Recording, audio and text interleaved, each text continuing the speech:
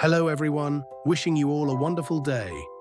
Today, we're diving into a dramatic new chapter as Tulac misunderstands the CEO's secret meeting with another woman and, out of jealousy, lets a village man spend time with their daughter.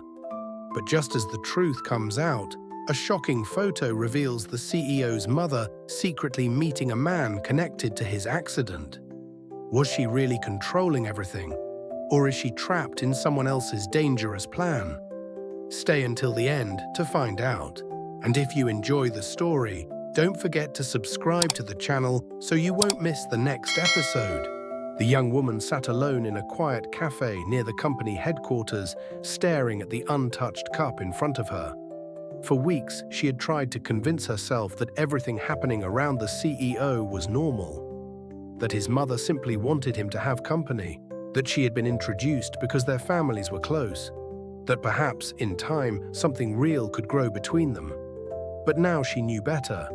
She had been brought into his life for one reason, to replace Tieu Lac, and the more she understood that, the more uncomfortable she became. At first, the CEO's mother had been subtle. Spend more time with him. He shouldn't be alone. Keep him focused on the company. None of those requests seemed unusual. The CEO had suffered a serious accident. He had lost part of his memory. Naturally, his family wanted him surrounded by familiar people. But then the instructions became more specific. Don't talk about the village. Don't mention Tieu Lac. If he asks about his past, change the subject. And finally, keep him busy enough that he stops looking backward. That was when the young woman realized this had never been about helping him recover. It was about controlling what he remembered. She looked down at her phone. The CEO's number was already on the screen. For several minutes, she hesitated. Then she pressed call. He answered on the third ring. Hello? It's me. The CEO paused. He hadn't expected to hear from her. What happened? I need to talk to you. About what? She looked around the cafe. Your mother. Silence. That one word was enough to get his attention. Where are you? She gave him the address. I'll be there. Less than 30 minutes later, the CEO entered the cafe. He looked tired. The investigation had clearly taken a toll on him. He sat across from her. Tell me. She gave a nervous laugh. You don't waste time anymore. I've wasted enough already. That answer made her even more certain that telling him the truth was the right decision. She took a breath. I owe you an apology. The CEO frowned. For what? For letting your mother use me. His expression changed. What do you mean? The young woman looked directly at him. She didn't introduce us because she thought we'd be good together. The CEO said nothing. She introduced me because she wanted someone between you and Tieu Lac. His eyes hardened. Did she say that? Not at first. She shook her head. At first, she made it sound like she was worried about you. And later she started giving me instructions. The CEO leaned forward. What instructions? Keep you busy. He waited. Keep you focused on company dinners, meetings, events. Her voice became quieter. And if you asked about your life before the accident, I was supposed to change the subject. The CEO stared at her. Did she mention Tieu Lac? Yes. His jaw tightened. What did she say? She told me never to bring up her name unless you did first. The CEO looked away. The young woman continued.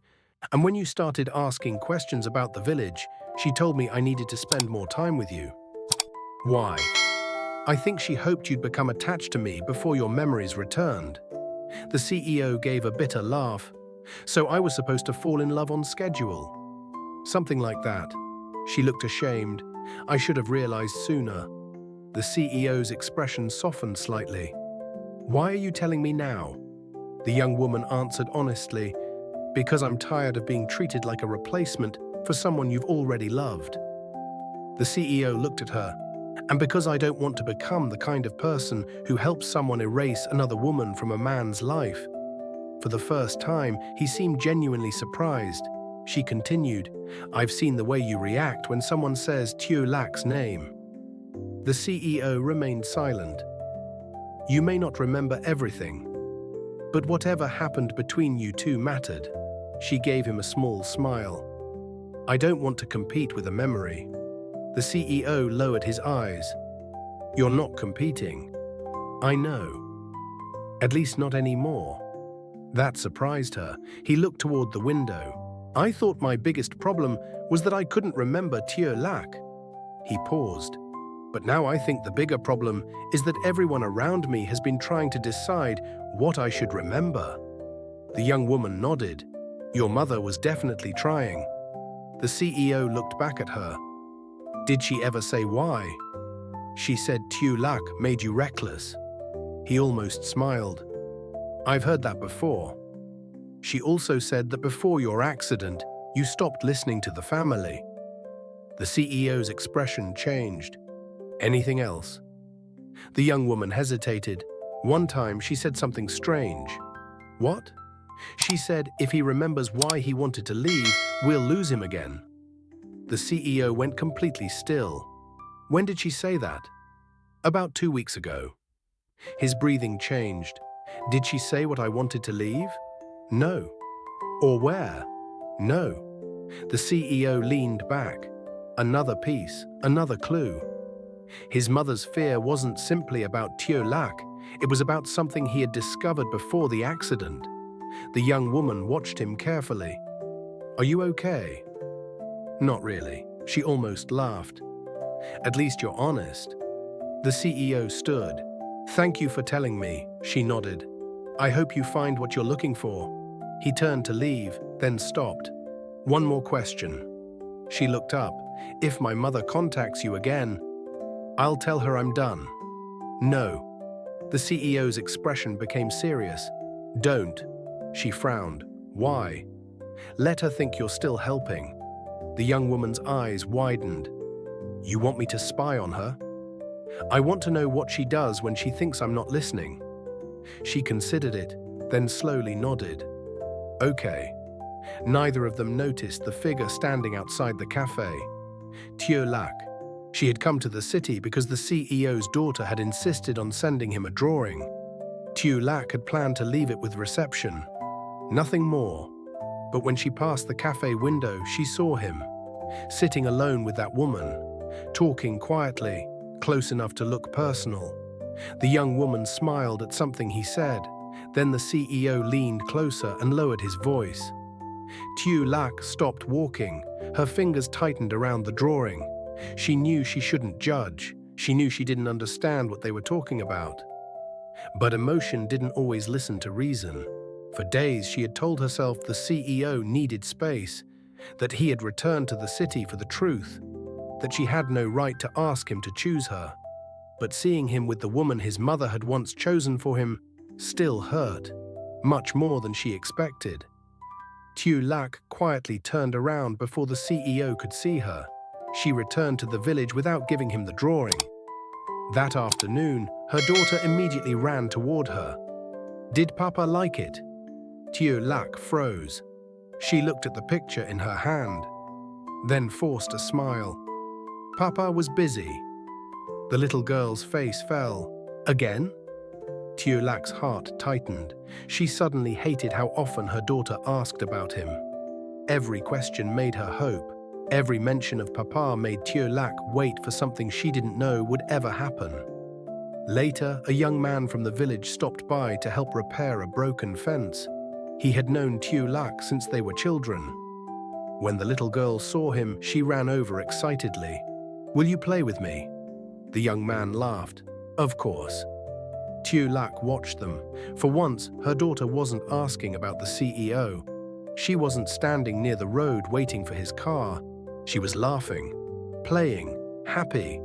And still wounded by what she had seen in the city, Tieu Lac made a decision she might later regret. "Stay for dinner," she told the young man. He looked surprised. "Really?" Tieu Lac nodded. Then she looked at her daughter. "Why don't you show him your toys?" The little girl grabbed his hand and pulled him toward the house. Tieu Lac watched them go. Deep down, she knew exactly what she was doing. She was trying to fill the space the CEO had left behind, not because she had stopped loving him, but because she was jealous, and because for the first time she wanted her daughter to spend one evening without mentioning her father.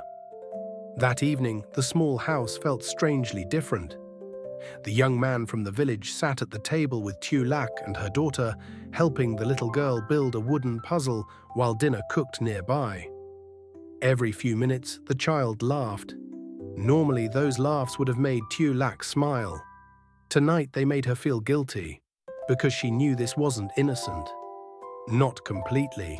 She had invited him to stay because she was hurt, because she had seen the CEO sitting across from another woman in the city, because even though she had told herself countless times that she had no right to be jealous, seeing them together had reopened every fear she had tried to bury.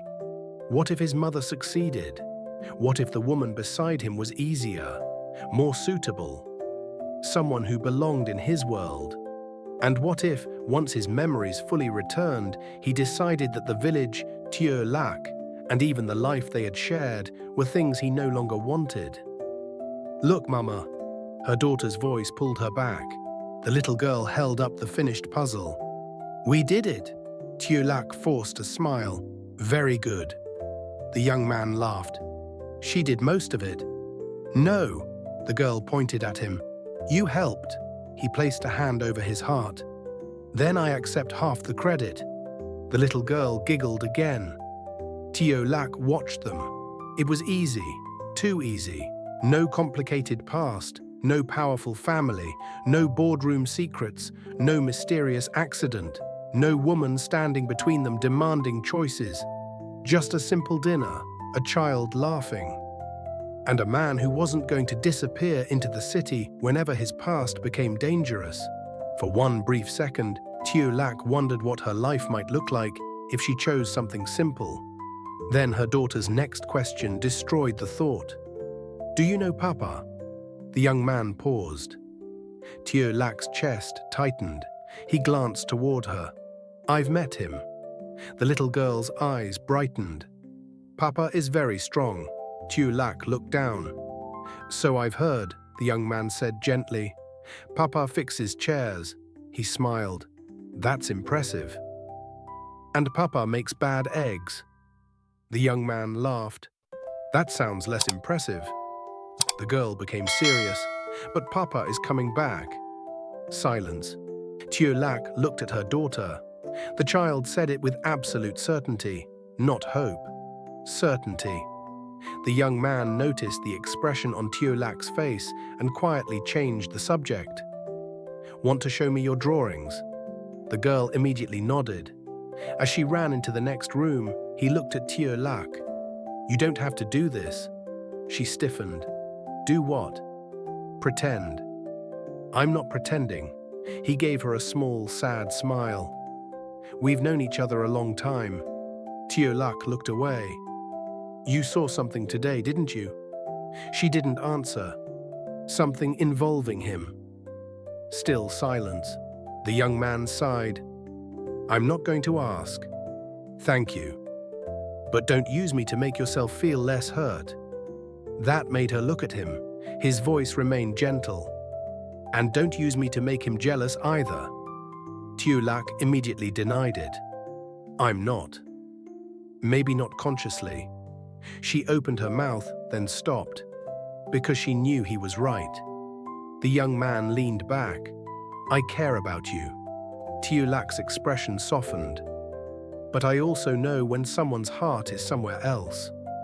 Before she could answer, her phone vibrated on the table. She looked down. The CEO, her entire body went still. The young man noticed.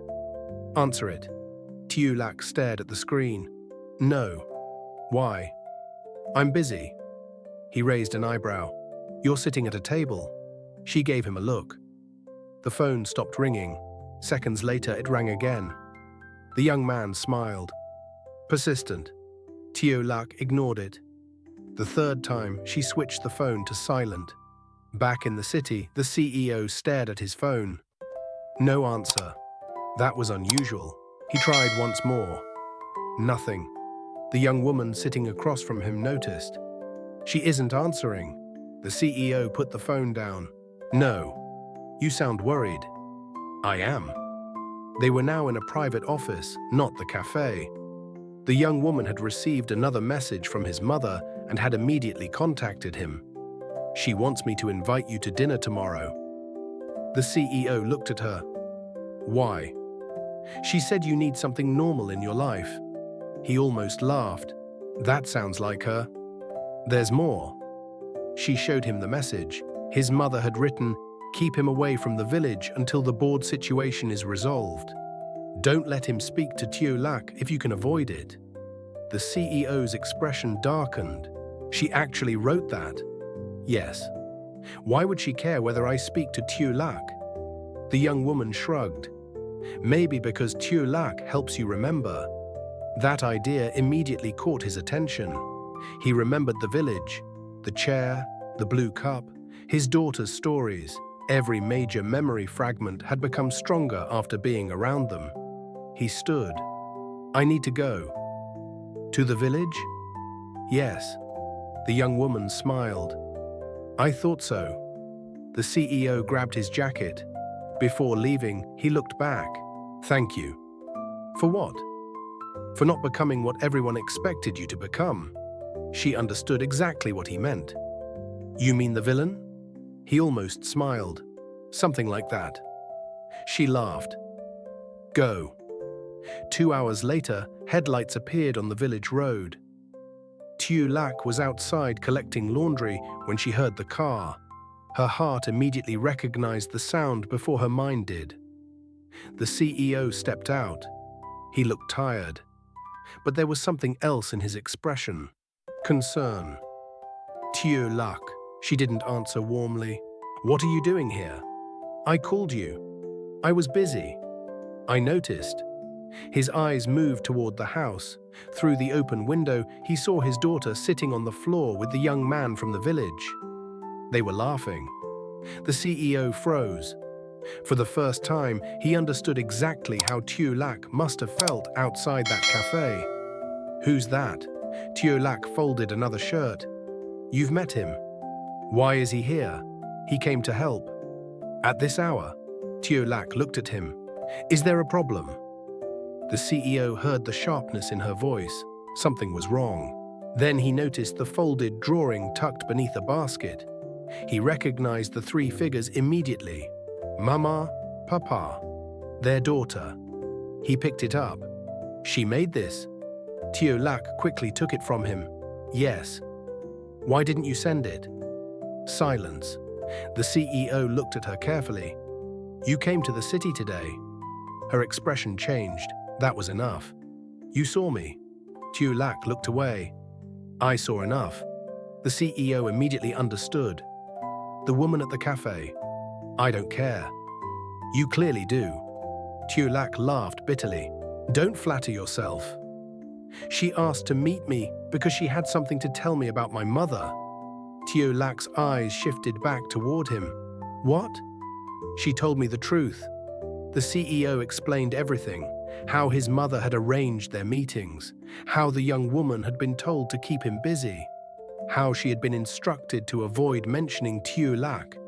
By the time he finished, Tieu Lac's anger had weakened, but the hurt remained. So nothing happened between you? No. He stepped closer. Nothing. Tieu Lac looked toward the house.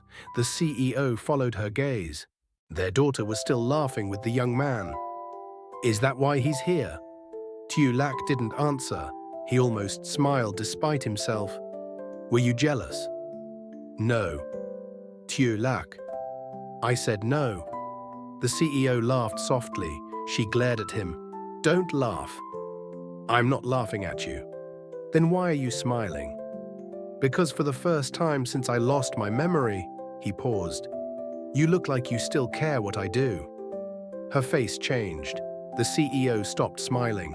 He stepped closer, but not too close. I know that doesn't fix anything. No. I know you still don't trust me. She said nothing. But don't try to replace me just because you're afraid I'll replace you. That sentence hit her hard. Before she could respond, their daughter ran outside. "Papa!"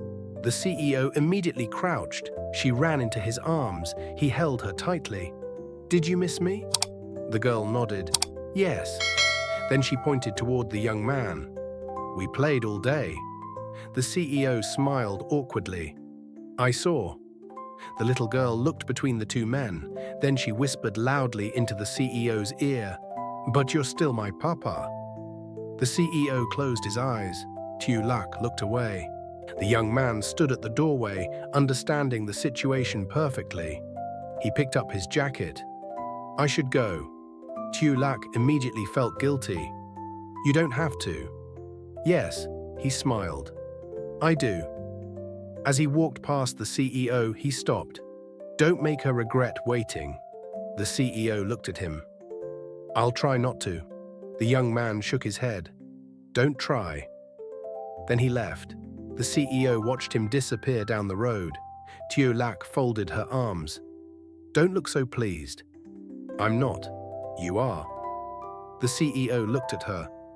"Maybe a little." For the first time in days, Tieu Lac almost smiled.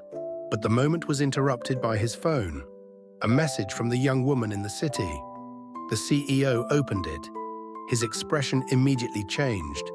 Tieu Lac noticed. "What happened?" He turned the screen toward her. The message contained a photograph of the CEO's mother leaving a private meeting. Beside her was the same senior board member who had appeared near the technician before the accident. Underneath it, the young woman had written, "Your mother met him tonight." She looked terrified. The CEO stared at the photograph. Tieu Lac's jealousy disappeared instantly.